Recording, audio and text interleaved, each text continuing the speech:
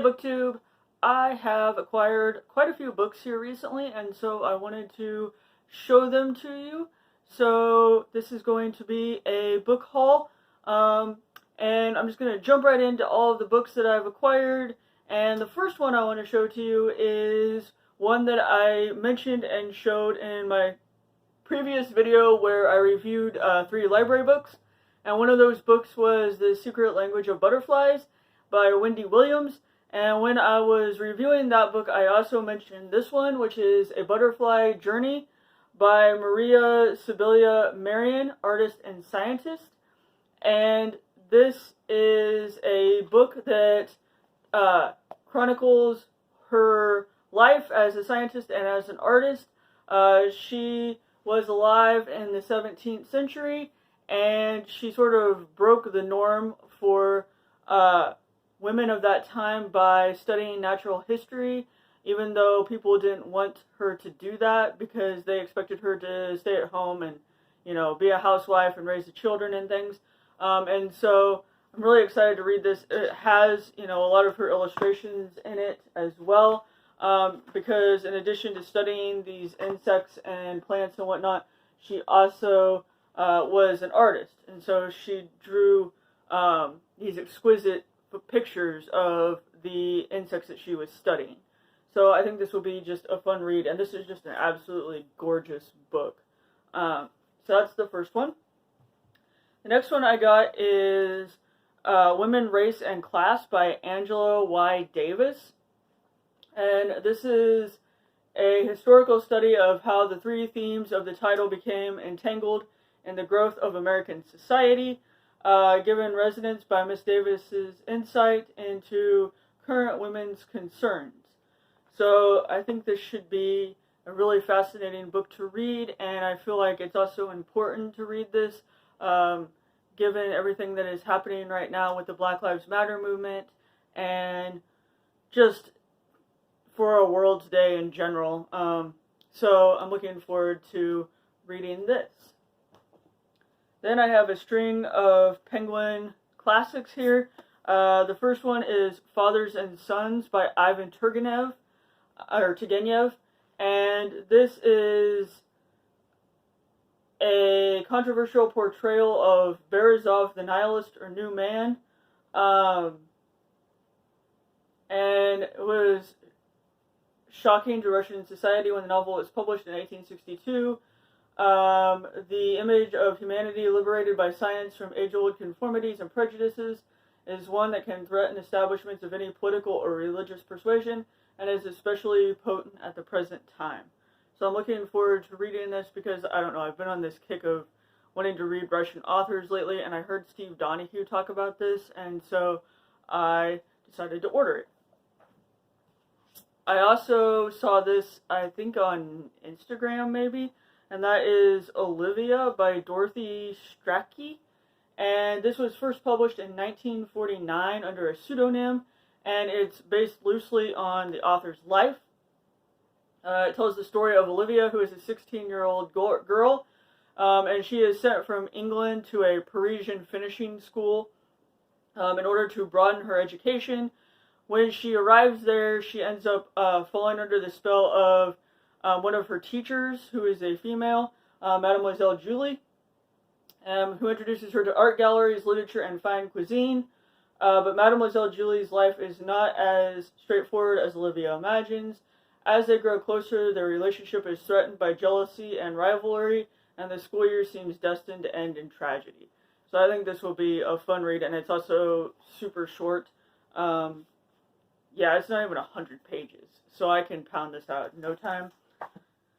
And then my last Penguin classic is Passing by Nella Larsen, and this is about Claire Kendry.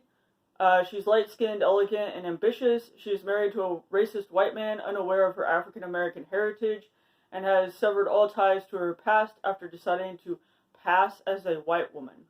Claire's childhood friend, Irene Redfield, just as light-skinned, has chosen to remain within the African-American community, and is simultaneously allured and repelled by Claire's risky decision to engage in racial masquerade for personal and societal gain.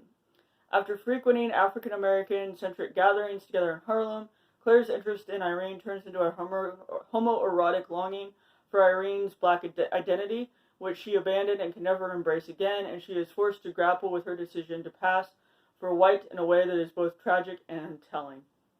So I feel like passing, Olivia, and then women, race, and class all have some similar like themes going on in them. So it'll be interesting to read these all within a close time span of each other. And then I bought a copy of The Idiot by Fyodor Dostoevsky. This is translated by Pevear and Volkonsky. And I read this back when I was in graduate school. It was actually the summer after I graduated from grad school.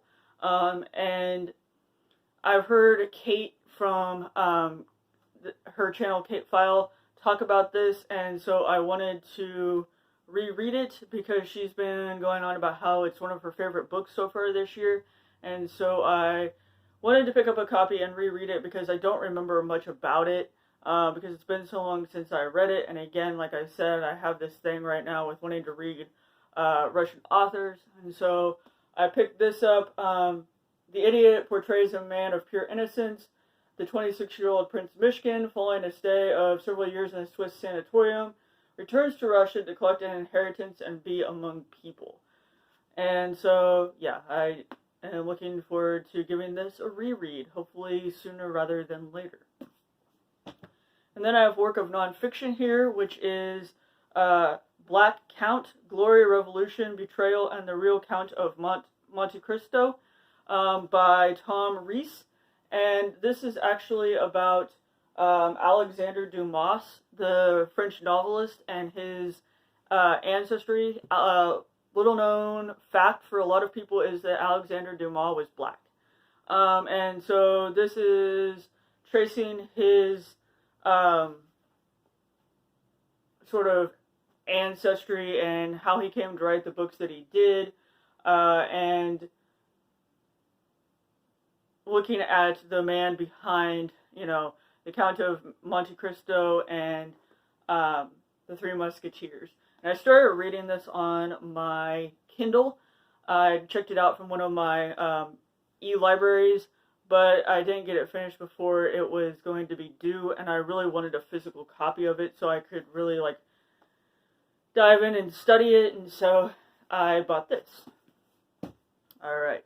And then I made a mistake. So I ordered some books to support a local independent bookstore in another town.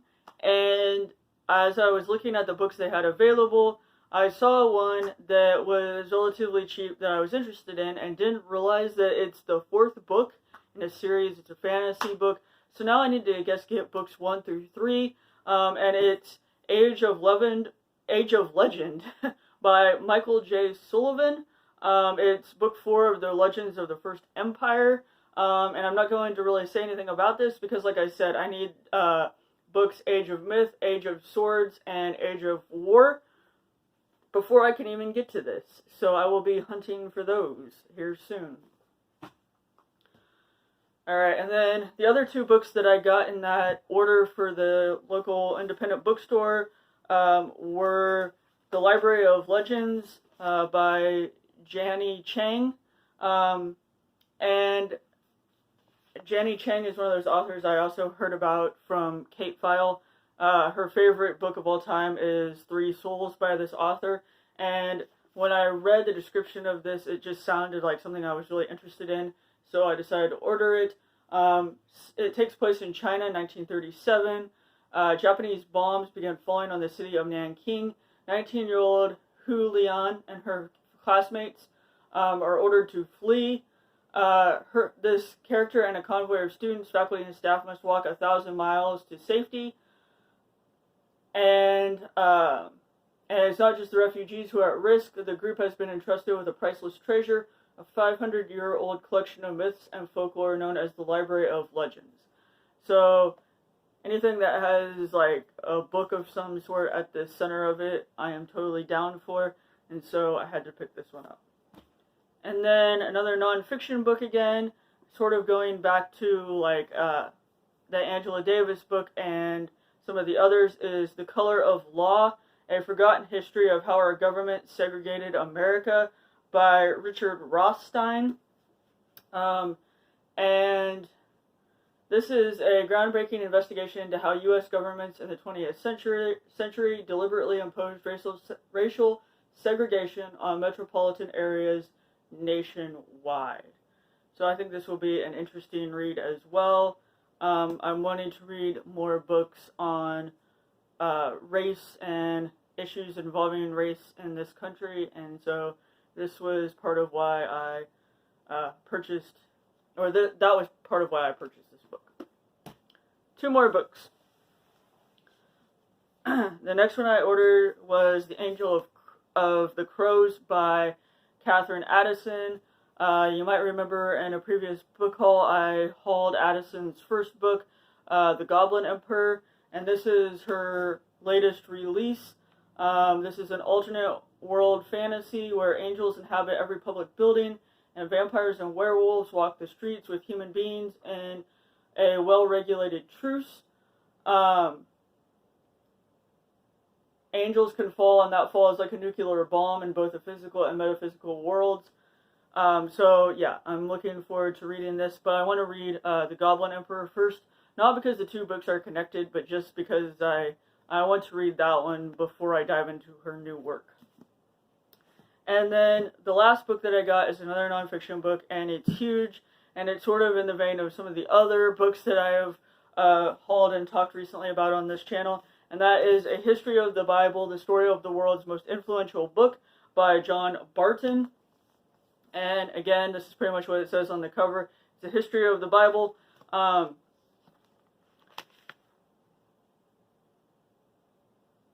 And so, let's see. In A History of the Bible, John Barton shows how the Bible is indeed an important source of religious insight for Jews and Christians alike, yet argues that it must be read in its historical context from its beginnings in myth and folklore to its many interpretations throughout the centuries. So I think this will be an excellent read. Like I said, it's pretty big, but I want to read this. And I had seen it on one of my e-libraries, but again, it's so big, and we hardly get any time to check out the books on my e-libraries. It's like 2 weeks-ish. And with a book this size, I really want a physical copy of it to sit down and really just, grapple with. And so I picked this up. Alright, so that is all of the books that I have acquired recently. I have more coming. A couple of books that I pre-ordered will be here later this week and then at the end of this month. But this is the vast majority of the books for the time being. Let me know if you've read any of these books or if there's any in this that you would like to read, and I will talk to you again soon. Thanks, BookTube.